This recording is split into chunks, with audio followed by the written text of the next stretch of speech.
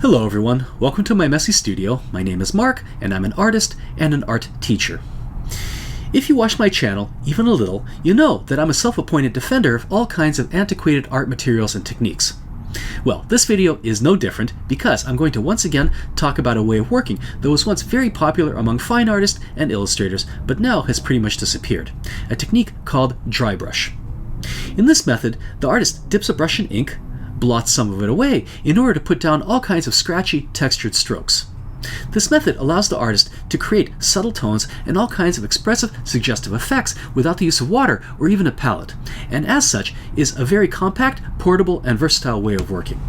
I'm going to give you a brief history of drybrush, show you a few masters of this technique, and then demonstrate a number of different ways you can implement drybrush into your art making practice.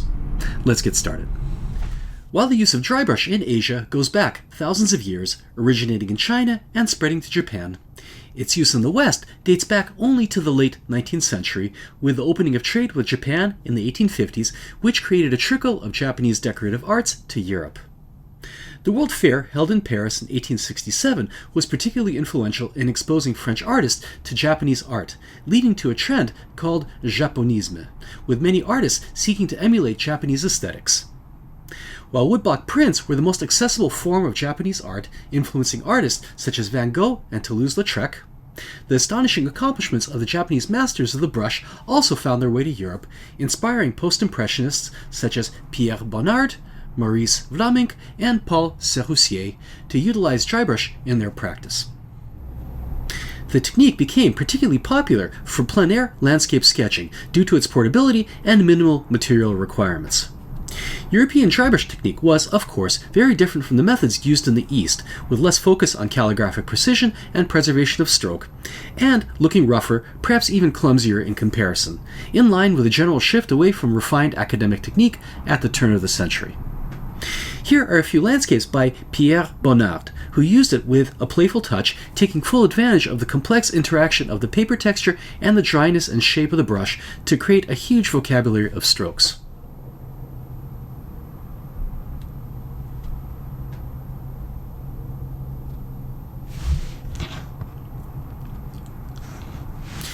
Here are a few more examples, this time by Maurice Vlaminck, in the same vein. Much like charcoal, which also saw increased use at this time, drybrush allowed artists a large range of effects, including a flickering, motley surface that mimicked the busy surfaces of Vlaminck's oil paintings.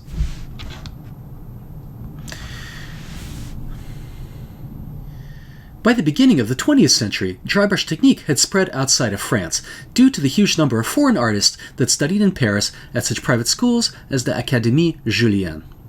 Unfortunately, I'm unable to provide a comprehensive international list of artists that use drybrush, but I can give you a few excellent examples from two countries whose art histories I'm more familiar with, the USSR and the United States. I'm going to list these artists in the description section, and if you know of any artists that use this technique, let me know in the comments section, and I'll be sure to add them in. In the USSR, graphic artists such as Pyotr Mioturic, influenced by the post-impressionists, used drybrush to create lively, expressive landscape sketches that exploited this technique's ability to suggest atmosphere and texture with a terrific conservation of stroke.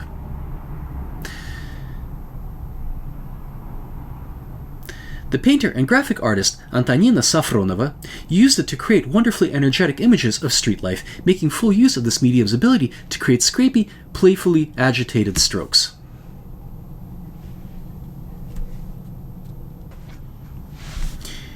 In the United States, drybrush became very popular with illustrators and comic book artists. One very well-known proponent of this technique is the illustrator and educator Andrew Loomis, who provided several excellent examples of drybrush in his book Creative Illustration. This is not to say that drybrush wasn't also widely used by fine artists, and we have many excellent examples of its use in the work of Andrew Wyeth.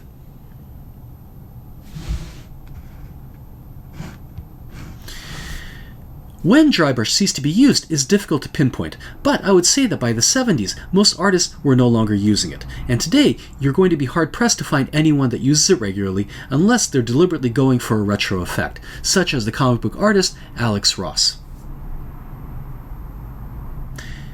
As for why it disappeared, I'm not sure anyone can say definitively, but I'll share my speculations toward the end of the video. Now that we know a little about the history of dry brush, let me show you a few different ways to do it. The first and simplest involves nothing but a round watercolor brush, a paper towel, and a bottle of ink. Dip the brush in the ink, dry it off on the paper towel, and then hold the brush at a shallow enough angle so that the side of the brush makes contact.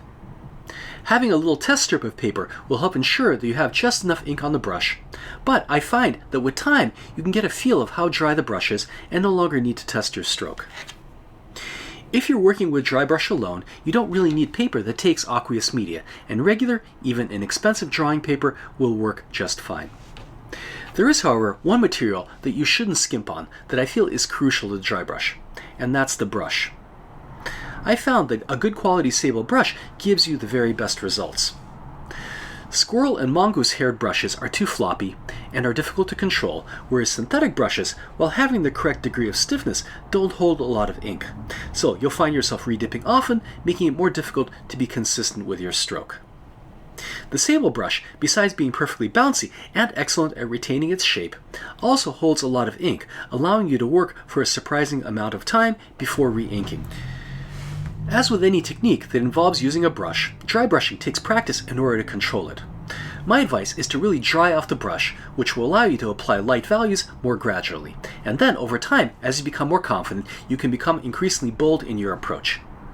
This is a valuable technique for a large variety of applications and is great on its own, but is also very effective with a wash, either monochrome or color. Its extreme portability, the fact that it doesn't require either a water reservoir or a palette, makes it perfect for plein air work, and due to the ease with which it can be used to render a variety of textures, it's particularly great for landscape. Furthermore, I find that larger brushes, around 4 mm in width, work better for this, since they hold a lot more ink and can produce a larger variety of thin and thick strokes. That said, if you can't afford sable, any fine-haired synthetic brush will work well enough. I should note that the texture of the paper has a great effect on the result, since any kind of roughness in the paper will be amplified by the scrapey nature of this technique. I find rougher paper to be easier to control, allowing you to build up values more gradually, but if the paper is too rough, the texture might become distracting, as it is in this version of the same subject. The key is to find paper that has a good balance, just enough texture that it's easy to control, but not too much.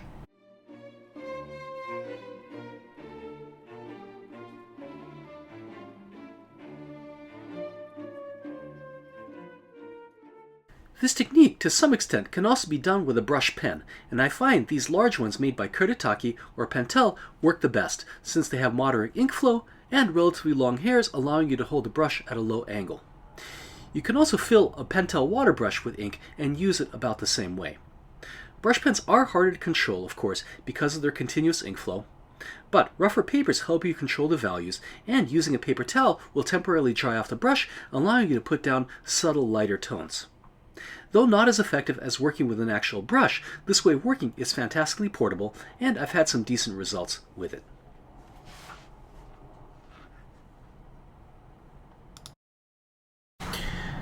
The second technique I'm going to show you is a bit more elaborate, and probably best for the studio. This form of dry brush is called the shaped brush technique. In this case, the brush is dipped in ink, but only slightly dabbed off on the paper towel, and is then flattened with the fingertips to create a jagged, chiseled shape like this, which creates a stroke composed of many very fine lines. Unlike the previous method where the brush is held at a low angle, in this method the brush is held more upright, so you're working with the jagged tip of the brush. It's important that the brush not be too dry for this method, and you'll have to find the right balance with a little experimentation. As with the previous method, I strongly recommend a good sable brush, since besides all the previously mentioned qualities, it also does the best job of holding whatever shape you desire. I also recommend having a small test strip next to you, since not only does it allow you to see what kind of stroke you're putting down, but also helps with the shaping of the brush. This type of work almost resembles very fine hatching, and can be used to create a number of lovely hatching effects. Since the stroke is directional, it's particularly good at describing and emphasizing form, which makes it great for figure drawing and portraiture.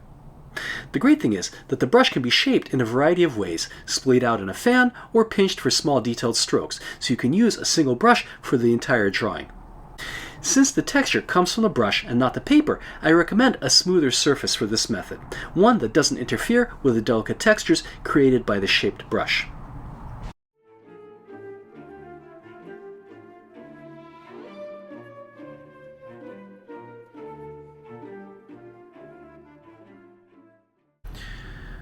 Both the dry brush and the shaped brush technique pair very well with a pen, especially if you don't feel like you have enough control with a brush to do delicate line work. However, if you enjoy using fountain pens, like I do, there's a very fun, portable way of working that eliminates the need for an ink bottle. Once the lines are put down, the brush can take ink directly from the nib, turning the pen into an ink reservoir. This tends to work best with flex pens that have a juicier ink flow, such as this Noodler's Ahab.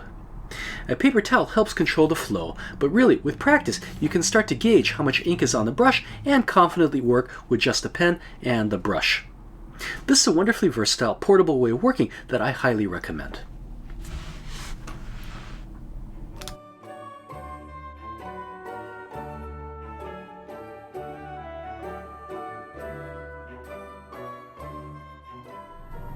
So, there you have it. 2 ways of doing dry brush, both fantastic, versatile ways of working that have many applications in the field and in the studio. Given the effectiveness of this technique, it's really surprising that it's so rarely done today.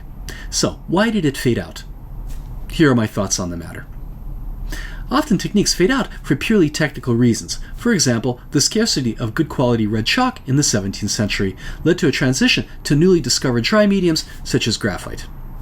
In the case of dry brush, which tends to work best with a sable brush, perhaps the drastic price increases of sable in recent decades is responsible for less people using the technique.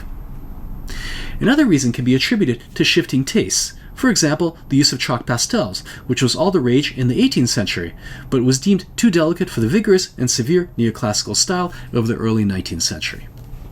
In the case of dry brush, perhaps it too simply fell out of fashion in the maelstrom of competing art movements in the second half of the 20th century. But besides these 2 factors, I believe a third is at play. As we've seen, this technique was mostly used for quick informal drawings, landscape studies, or quick sketches, work that is often neither displayed or reproduced.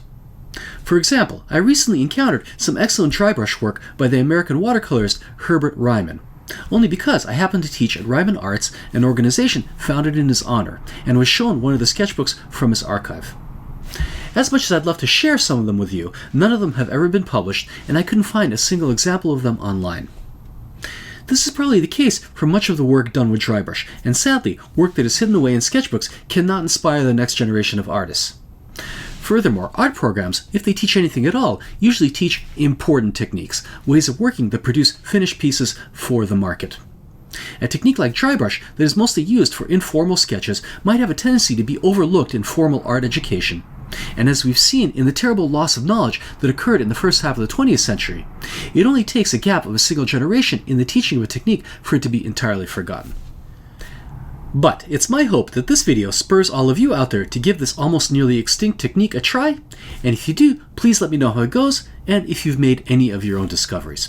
Who knows, perhaps together we can actually revive this fabulous technique and bring it back to regular use. Thanks so much for watching, and I hope to see you back here in my messy studio very soon. Bye-bye.